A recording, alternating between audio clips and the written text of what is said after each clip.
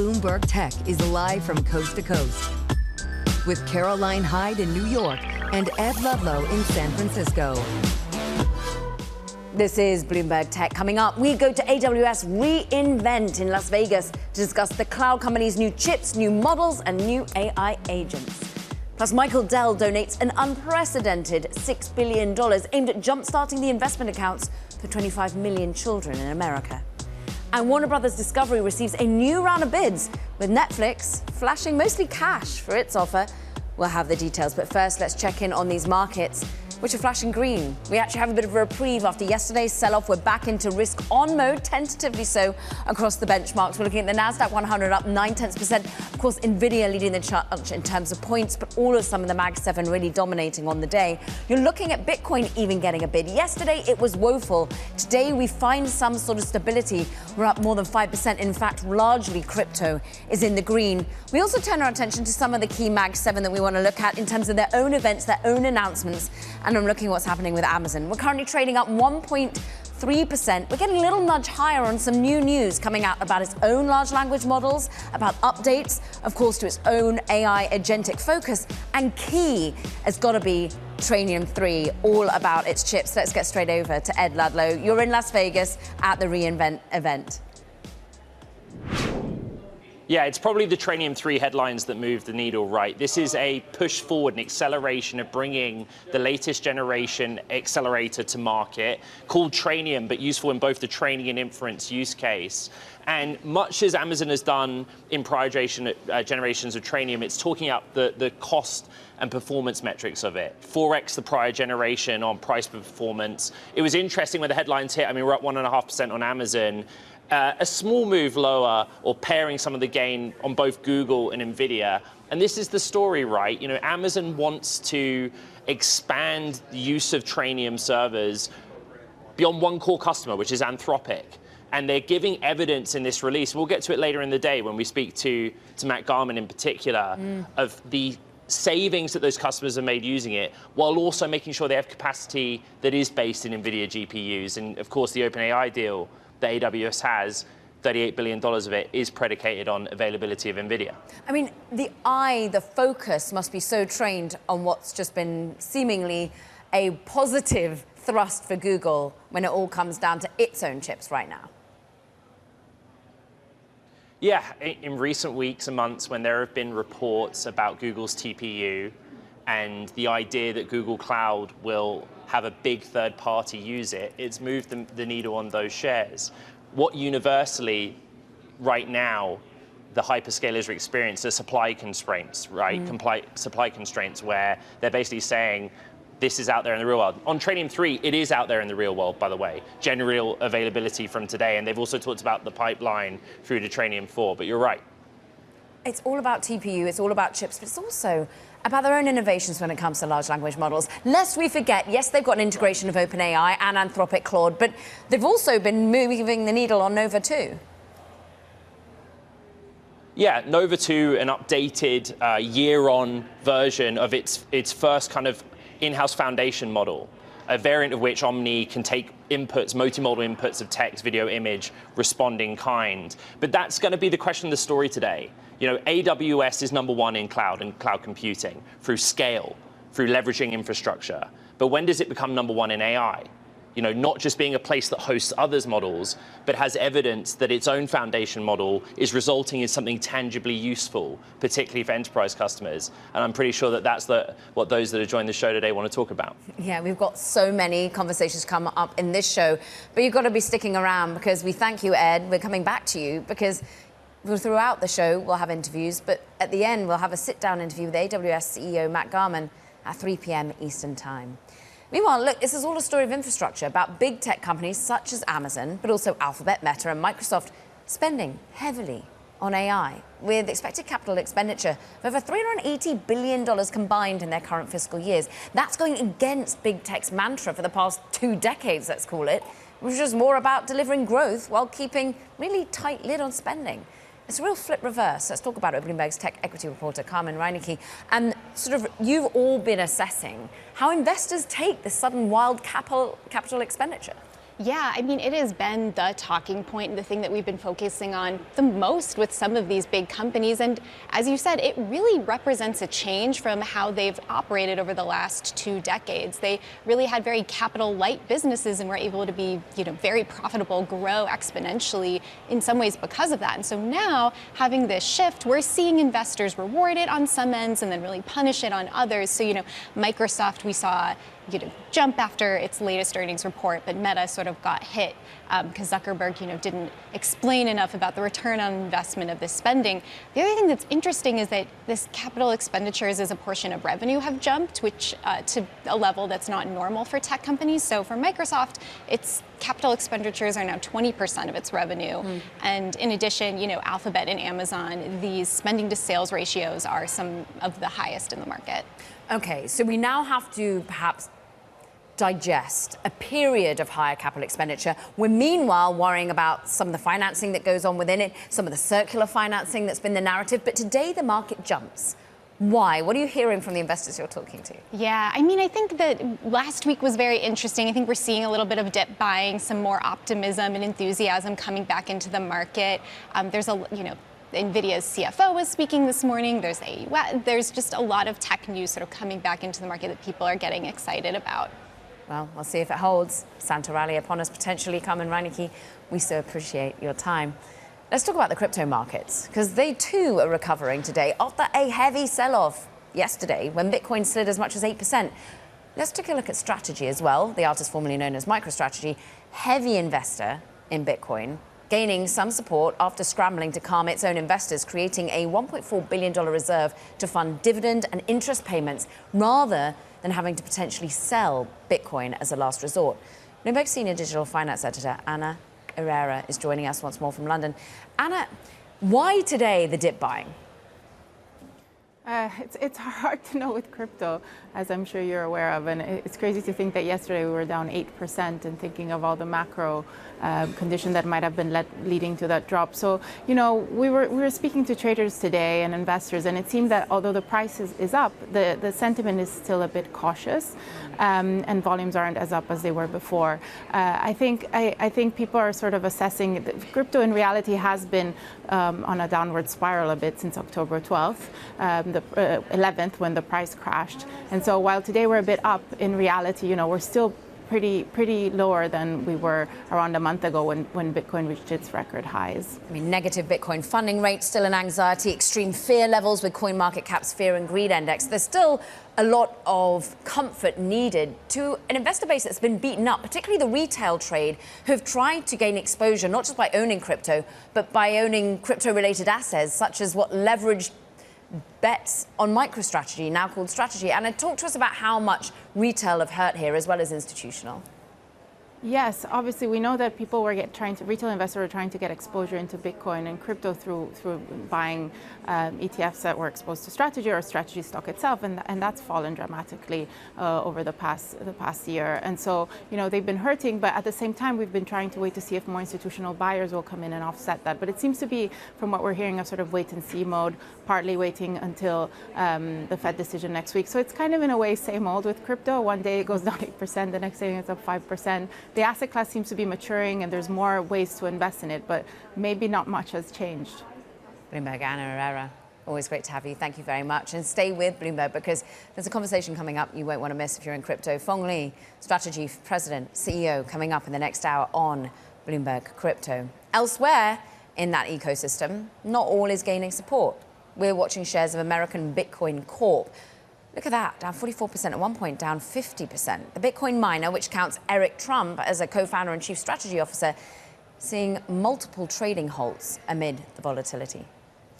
Now coming up, we'll be joined by Colleen Aubrey, Senior Vice President of Applied AI Solutions over at AWS. We are live from the company's reInvent conference in Las Vegas. This is Bloomberg Tech.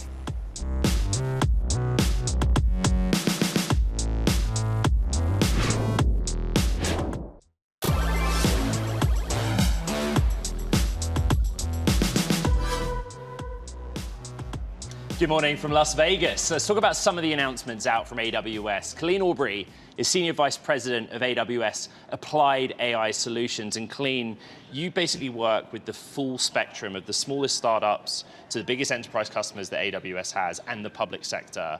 And it's distilling it as far down as I can. You basically help them to take technology and innovate, make whatever they do better. Yeah, the mission I'm on is really to put AI into the hands of the business on a day-to-day basis and really make it work for their business in production every day, helping them to deliver better experiences to their customers. We have a new generation of AWS silicon and server design. We have a new generation of Nova model. Yeah. And we have frontier agents. That's right. And I think you probably heard me at the top of the show. But I think the big question about AWS Reinvent is, what is it in this year's offering that takes AWS beyond being the sort of #1 cloud computing platform for capacity to giving something tangible, useful, that can improve a company's own technology? Yeah, there's probably two areas that I'd like to talk about specifically. For me personally, one of my products is Amazon Connect. And this started as a contact center application, but today, I see it really as an agentic product that's actually looking at whole customer experience. And so for me, this is where we're putting our infrastructure, our silicon, our models, and now today, bringing that all together in a product that can work for businesses. So we launched 29 new features on Sunday. We announced that. And I would say there's 4 key agentic capabilities that come with that. The first is actually AI voice and allowing customers to interact in a very natural way using Nova Sonic and having agents actually resolve issues for them on their behalf in the background. The second is actually putting AI to work as a teammate next to customer service representatives, helping them to actually get tasks done, complete the paperwork, the processes, provide recommendations, and help them really have a better view of the customer so that the conversation they have with customers is much, much richer. The third area is actually combining what I call clickstream, which is the paths that customers will take through websites and profiles to be able to present a much more specific recommendation on what a next step might be for a customer. And finally, one of the big issues for companies is sort of confidently putting AI to work in their business. And in this case, we've added observability where you can inspect how an AI is reasoning, how it's thinking, what tools it's using. So companies can really observe AI in the same way they would think about the people in their business working with customers. I want to go to point number 2. You used the word teammates. Yes. But you've, in the past, talked about a hybrid workforce, people and agents. A lot of what's come out since Sunday night seems to reflect that. You want to increase the number of useful agents that also internally, we can talk a little bit about what you're encouraging Amazon teams to do, but the idea is that workforces of all types should get comfortable working alongside agentic AI. Yeah, I see a future where actually everyone is managing a team of AI agents, and I think our frontier agents with software development, SecOps, and DevOps and security is sort of one of our first moves in that direction, where you actually have a teammate with a developer who's able to address complex problems, able to work over hours and days, be able to solve for whole objectives and to scale with that person. That the role changes. I think we all are managing AI teammates, a team of people that are, of AI people that are out, we can delegate to, we can inspect what they're doing, we can iterate with them, provide feedback. And for me, that's where I think we end up going. I think we're clearly moving that way in the customer service direction, and I think the developer experience is also clearly moving that direction. You're in a leadership position at AWS, but you have been with Amazon broadly, entering your 21st year. Yeah. You're part of the S team, the leadership team generally. Internally within Amazon's many arms, is this particularly in the context of the technology you've released here at Reinvent 2025, is this at a stage where Amazon teams are dogfooding this, or it's just inherent, the use of technology? You want your own teams to be, I think, AI native. Yeah, that's true. And I think what I observe within Amazon, certainly we're all very keen to get our hands on our new frontier agents. And that is something we've had in beta internally, and I think teams are very excited to use that in production. We use Connect within our own customer service teams, our seller support teams, our AWS support teams, for example. And so we continue to iterate and learn from that. And I would say broadly across Amazon, we've really tried to sort of embrace the chaos, to put AI in the hands of every person in the company, and to see like what they can do, how they can transform how they work, what they learn. And so you have a lot of teams, sort of grassroots, sort of trying to solve for what is the new way of working using AI. And some of those experiments don't lead anywhere, and some lead in a place that's really meaningful. And then you have sort of this social contagion that happens, that people learn from each other. Okay, AWS, #1 in cloud computing in the sense of scale, infrastructure, deployment. Is it #1 in AI? I think we have all the pieces in place, and we're well on our way. We're very, very focused.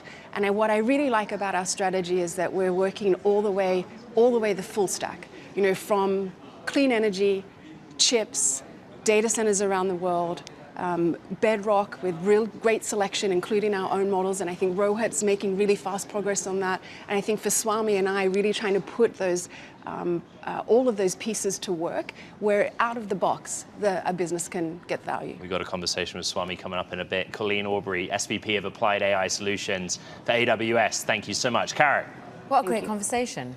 Let's stick with Amazon as well, because the company, which is vast, it plans to offer deliveries of hundreds of household items, including some fresh groceries or over-the-counter medicines, within just 30 minutes. The test program, well, it's begun in Philadelphia. We understand it will begin there, and its home city of Seattle.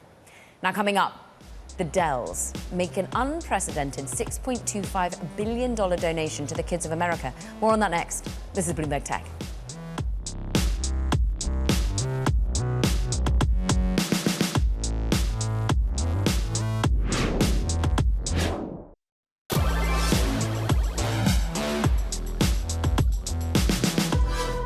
Michael and Susan Dell are donating $6.25 billion, gifting 25 million children in America $250 each in an effort to jumpstart their investment accounts for the future. The proceeds build on the Invest America initiative, or Trump accounts, as they're known, which will seed $1,000 for every child born from 2025 to 2028. Let's talk about all of it with Bloomberg's Tom Maloney. And how unprecedented is this size of philanthropic gift? It's pretty unprecedented. I mean, there have been big philanthropic gifts before, but something going to cover 25 million children in the cover really is pretty unheard of. And a gift to go through the federal government, I mean, he's donating the money to the US Department of Treasury. That's pretty unusual too. So it's quite an unprecedented gift. Let's go back to what all of this is sort of sitting alongside, which is Invest in America. We sort of saw that roundtable alongside other CEOs, a lot of them tech, who have been thinking about how to get money into the hands of children to invest in the longer term, Tom. That's right. Yeah, those were created as part of the One Big Beautiful Bill. As you mentioned, $1,000 for kids born between 2025 and 2028. And what Dell is doing is kind of covering the gap for children 10 and under who aren't covered under that program, and giving them $250 to be used for things like college or starting up their own business or a home deposit when they're 18 or older. Now, Michael Dell and his family, he's the 11th wealthiest person in the world, but it's other tech-moneyed people who've been putting this initiative to work. And I think about really Brad Gerstner, who has been the driving force initially behind what is this sort of Invest America outreach. He set it up back in 2023. Of course, we know him from Altimeter. Yeah, that's right. He's been working on this for a couple of years. As you mentioned, it predates Trump. Obviously, you know, the name Trump accounts certainly got his attention, and I think helped put it into the One Big Beautiful Bill. But yeah, it's kind of an issue that Democrats and Republicans have been interested in, something like this, a product like this that gets everyday Americans invested in the stock market from a very young age. It's kind of a bipartisan issue. Yeah, and Brad over at Altimeter, he's been saying that this is a platform for every company in America to think about how they reward employees' own children. But it doesn't need to just be a company. It could be mums and dads, churches, synagogues, many, to be putting it aside in a sort of tax-efficient way, Tom. What's interesting is, of course, Dell stock has moved on all of this. And this comes after a Truth Social post. Yeah, that's right. Dell stock was up about 4% last time I looked. Trump obviously singling out Michael and Susan Dell for their donation this morning. He was seemingly very happy about it. And, you know, when Trump tweets about something, it tends to move stuff in the market. So we're kind of seeing that. I don't know if it's going to last, but there you go. And of course, that contributes to the net worth of the Dell family on the back of that. Bloomberg's Tom Maloney. It's been fascinating talking to you. Thank you very much indeed. Look, let's turn now to Warner Brothers Discovery. The company has received a new round of bids, with one from Netflix consisting of a mostly cash offer, according to sources. For more, Bloomberg's Michelle Davis, who covers M&A in media, joins us now. So can we break down how these are starting to look? Because they're meant to be sweetened. They've been sweetened, yes. So the bidding is heating up. Yesterday, Warner Brothers had asked for sweetened offers from all of the companies. So we know they received offers from Netflix, mostly cash. That was a big surprise because people were expecting it to be stock. You know, Netflix's stock has been doing pretty well. They have great currency, but they're also an investment grade company. So they can afford to raise a lot of money. We hear they're in the market talking to banks about tens of billions of dollars for a bridge loan. So there's Netflix, there's Comcast, which has also bid. It only wants the streaming and the studios of Warner Brothers, similar to Netflix. We're still trying to glean the details of that offer, but we have heard that it likely includes a little more stock than the cash offered by Netflix. And finally, Paramount, the one who kicked all of this off, they're the only bidders who have actually made a play for the whole company. We're hearing that their offer is also completely cash. They have backing from Larry Ellison, David Ellison, you know, some of the rich, wealthiest people on earth, and Middle Eastern money, as well as Apollo, are putting in some of the financing for their offer. And it feels as though that's been the narrative, that the Ellison bid might be one that is more approved of by the administration. But are there any blockers? Are there any issues from a regulatory perspective for Paramount Skydance just getting any bigger, or any of these players getting any bigger? Yeah, so the Warner Brothers board is really, I mean, they are in a position where they have lots to assess, but it's not apples to apples because they're evaluating, you know, a bid for the whole company in cash, a bid that might include stock and cash, but only for part, and then, you know, other structures that are unclear. For Paramount and Comcast, there's clearly lots of synergies that they could achieve by combining the companies, but there's a view that doing that, you know, to achieve those synergies, they would cut a lot of jobs, maybe thousands of jobs at the studios by combining these studios. Netflix, their argument might be, we're not going to do something like that, and so it'll play better, you know, with labor unions and regulators. But Netflix also already has a lot of power, so it's a big wild card to see how the regulators are going to view that. Yeah, and many are going to say, is YouTube being counted in the numbers? How we think about this from a regulatory perspective, from a state and federal perspective. Timeline, any sort of idea? We're hearing that they want to get this sorted before the end of the year, and that makes some sense because for the banks who are underwriting the loans, they don't want the loans on their books at year end because it's going to cost them a lot more money, which means the bidders won't be able to pay as much for these assets. So we've heard that there's a deadline of before the holidays. A decision could be made as early as this week. You know, the binding offers are in, so that means Warner Brothers could move quickly, but they're also giving themselves room to ask for more bids, you know, later on this month. Michelle Davis will be across this story. We appreciate it. Now, coming up, we're going to be going back to AWS Reinvent. The conference is on in Las Vegas. We're going to sit down with Swami Sivasubramanian, Vice President of Agentic AI for that company. This is Bloomberg Tech.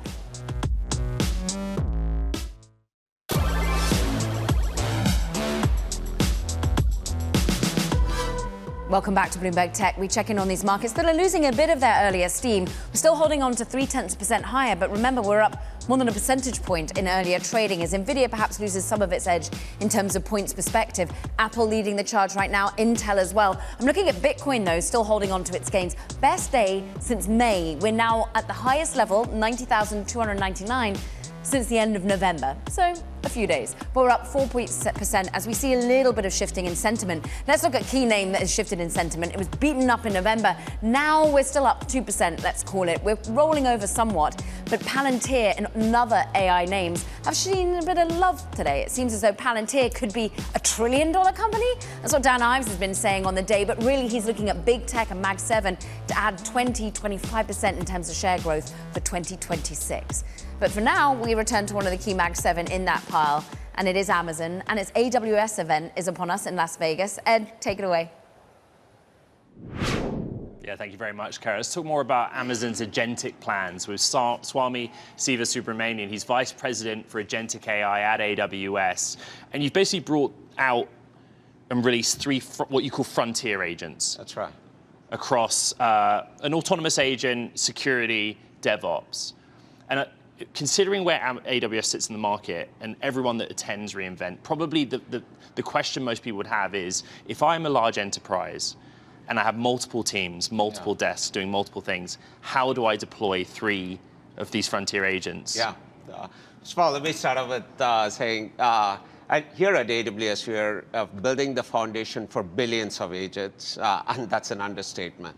So what we launched with these frontier agents is essentially a new category of agents, because while so much of activity is happening in agents, they are historically been more assistants to humans. Right. And while we deploy it even within Amazon, across tens of thousands of developers to help with software development, we were actually wanting to push the envelope and being able to actually do a lot more, where they are actually autonomous, where you don't need humans to constantly steer them. And they're massively scalable, and they can run longer. To be autonomous, they need to have an end goal. That's right. How does that work? So it's a case of saying, by the way, you use the term AI assistant. Yeah. What we're now really talking about is AI coworker. That's right. And that is the key thing here. It's just like what these frontier agents are doing is completely transforming how software is getting done in these teams. So much activity happens primarily in like software development, but now these agentic teammates, they show up as another teammate in for software development. They pull up jobs from like GitHub task and start coding and clearing backlog.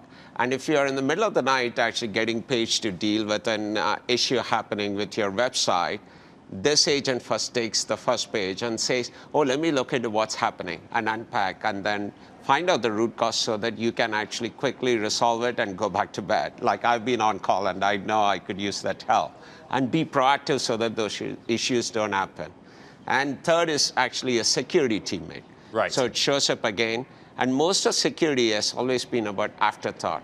One of the things we are changing the game here is actually meeting developers even before they write a single line of code. When they're designing software, we catch them right there and say, here are the things you should be aware of. And when they write code, we say, oh, don't do that, do this, and actually do penetration testing all before shipping. So now you can view it as like you have the best-in-class developer, ops, and security engineers showing up as virtual teammates for every software team. You say best in class. What evidence does AWS have that in real-world deployments, running these three agents in parallel autonomously has a clear benefit? Yeah. Either efficiency, productivity. What data can you share? Yeah, I'll give actually a couple of examples. One is in the DevOps agent that we launched, we ran it across thousands of escalations that happened this year, alone on like incidents and so forth. These agents actually correctly identified the root cause 86% of time.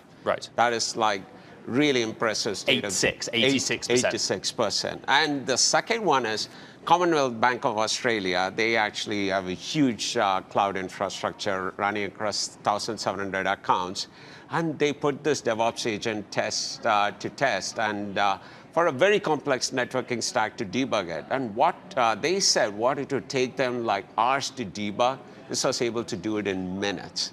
And these are just few simple examples.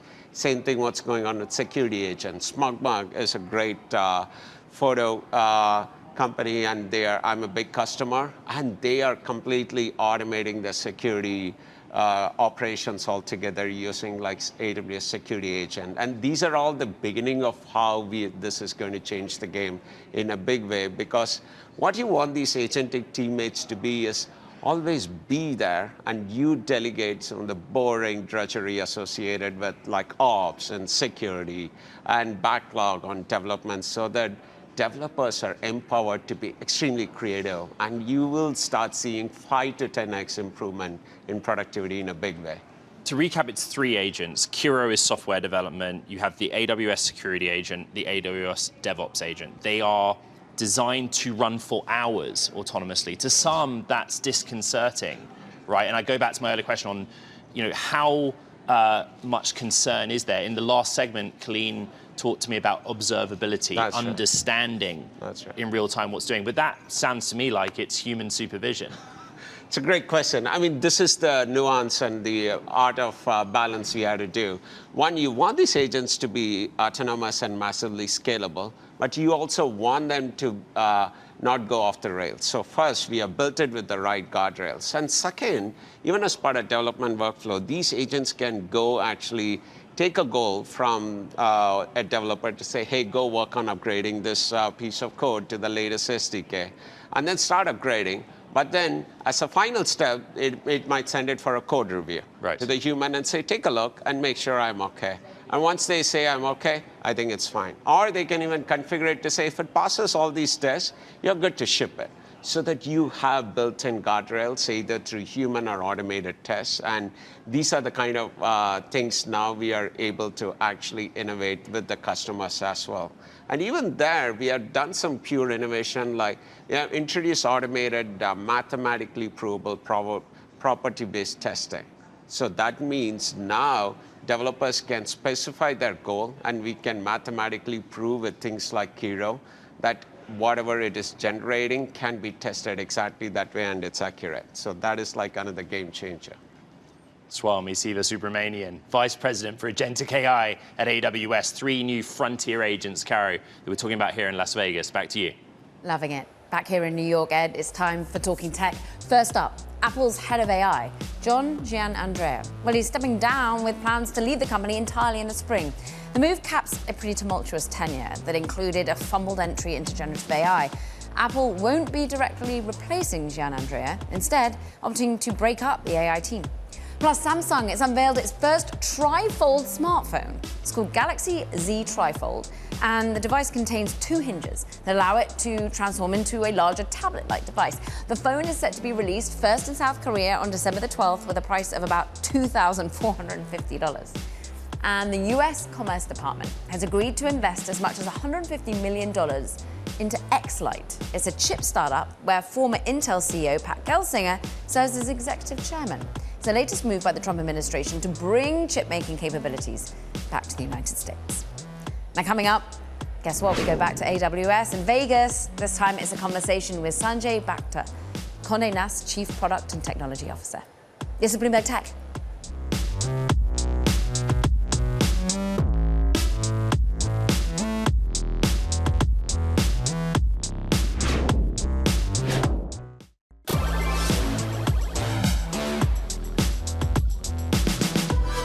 Luma AI, known for its flagship creative product, Dream Machine video generator, is taking a step forward in global expansion with opening its first international office, and it's in London. This follows its recent $900 million Series C investment, which was led by Humane. Amit Jain is with us, co-founder, CEO of Luma AI, and so pleased to join you. I can't wait to get into reasoning video models, into the future of world models. But first, Amit, why London? We have a huge pipeline. Actually, by the way, thanks for having me. I'm very excited to be here. We have a huge pipeline of researchers, engineers from Europe, and also DeepMind that want to join Luma. And also, London is the gateway for the business in Europe as well as Middle East. So it seems to be the right place to have our second office outside of Palo Alto and Bay Area. So yeah, today is our launch of the London office. I have a feeling Demis Hassabis over at DeepMind and the AI labs at Google will be having his ears pricked by that, Amit. So why would people currently working or having been trained at DeepMind and the like want to jump ship to help build Ray 3, your reasoning video model? Yeah, I think that's a great question. So Luma already has actually a deep bench of researchers from NVIDIA, from DeepMind, from schools like MIT, Stanford, and Berkeley. And the reason that these incredibly exceptional people actually joined Luma is because, one, while it is a very, very well-resourced AGI lab, we're only about 150 people. So we get to do and get to have resources per person that, it's unheard of in the rest of the industry, actually. And second, Luma is so ultra-aligned on this one goal, which is to build multimodal AGI. There is no second project happening at Luma. This is what we do. So people, researchers, engineers, and product people who believe strongly in this mission, Luma is the best place in the world for them to be. Looking at some of the amazing video that you create, I can see how it goes into the creator sphere, into advertising and the like. But Amit, it feels as though this model, these world models, this move to perhaps more physical AI applications must open up different industries. Yeah. Video and Video is actually the path to AGI. And let me tell you just very briefly why that is the case. Language gives us reasoning, and language gives us the human abstraction that is necessary. Video shows us the entire universe, right? Like, how things behave, how water behaves, how the laws of physics work. When you combine them together, then video, audio, and language together is basically a chance to build a universal simulator. So one application of that, as you point out, is obviously for entertainment and to generate video, to automate or to make digital the act of creating video. But in addition to that, it is the gateway to be able to build actually general purpose robotics. That is the second area that we are very deeply focused on and now starting to build out a team and the research area of that. And if we want to have any shot at building general purpose robots, then the only way that happens is by giving them this level of general understanding of the universe so that they can reason in their head. They can actually simulate every scenario, right? In their head, like, okay, what would happen if I do this? What would happen if I do something else? This level of learning and reasoning is essential. So video, as it advances and as we scale these models, they will not only get better and better, they will get more accurate in simulating physics. And this is the path to building physical intelligence. And that's why Luma's mission is to build multimodal AGI that can generate, understand, and operate in the physical world. And that is the end goal. Amit, what is the biggest blocker to that, or the thing that keeps you up? Because at the moment you've got the money, boy, do you have the money, 900 million raised. But you've also got promise of compute coming from Saudi Arabia. Is it about compute? Is it more about the talent that is what you need to push through to get to your mission? Yeah, so there are two really important things for Luma. Over the last couple of years, we worked tirelessly to solve the research problem for really, really great video. Now, the next frontier for us are these omni models that are able to reason in audio, video, language, text together. So the research is the first one that we pay immense amount of attention to. Now, to solve the research, of course, people and really, really brilliant people is one of those bottlenecks. So we hire from some of the best. See, we don't need thousands of people. We need maybe 200 or 300 really, really brilliant people to work on these problems. So yeah, that's the first one, the talent and great aligned people. That is the first one. Second is obviously compute. So alongside with the Series C announcement, we announced that we will build with Humane and collaboration with Humane a 2 gigawatt compute cluster. That is the largest compute build out in our space of world models and video models and this kind of physical AI. And it is also one of the largest compute build out in AI, period, right? So compute is one of the other things that is a big limitation. Ultimately, multimodal AI will be a superset of LLMs, will be a superset of the AI we have today. It will require more compute than LLMs do right now. So compute is the second very important input to our business that we are working to not only shore up, but solve in a way we can serve these models economically to a lot of people.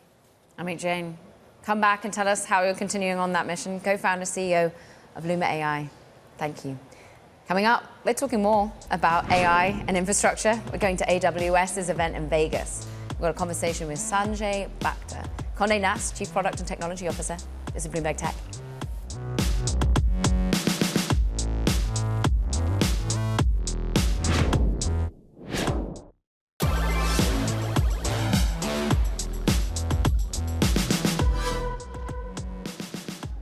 Sanjay Bhatta, Conde Nast Chief Product and Technology Officer, joins us from AWS Reinvent in Las Vegas. You're kind of bucking a trend that we've been talking about throughout the year in the context of AI.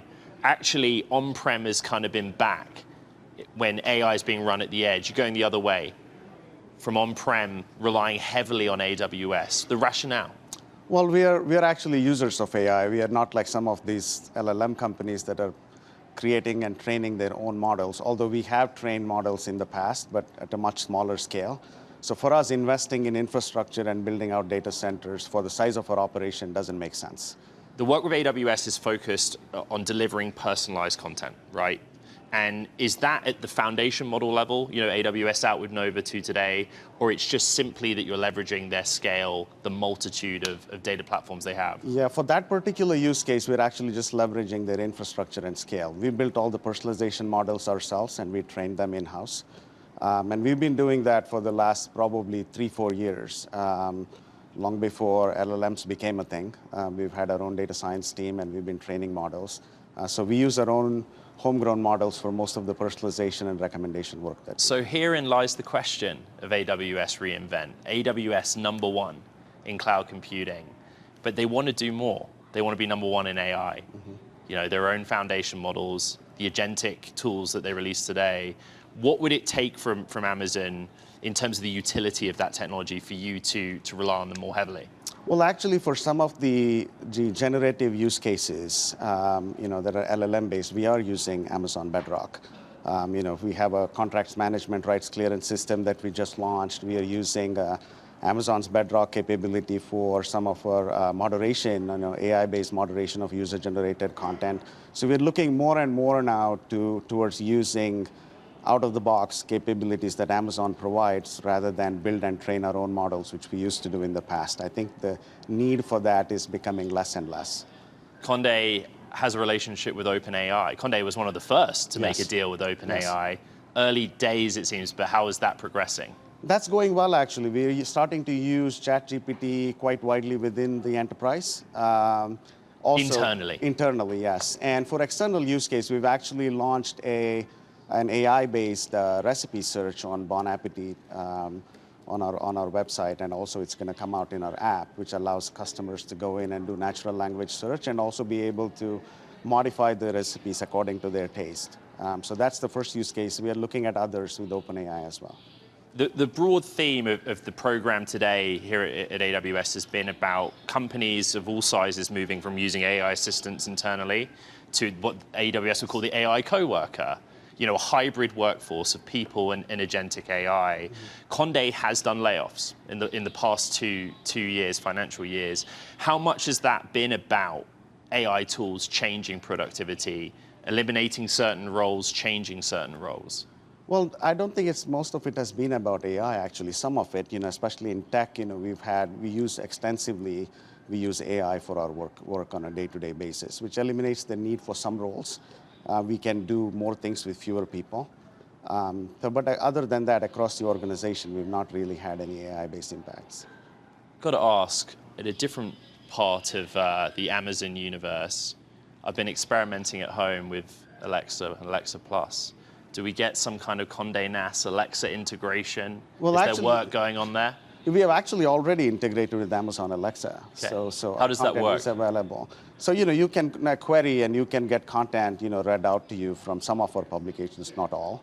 But I think it's pretty cool. You should try it out. At the heart of that question is something a bit more existential.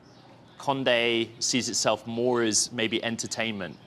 And if you look at the revenue streams, very different from saying you're a news organization. Just explain how you see this company transitioning right now. Yeah, I think we're definitely in the entertainment space, because if you look at our brands, we mostly cover leisure, fashion, lifestyle.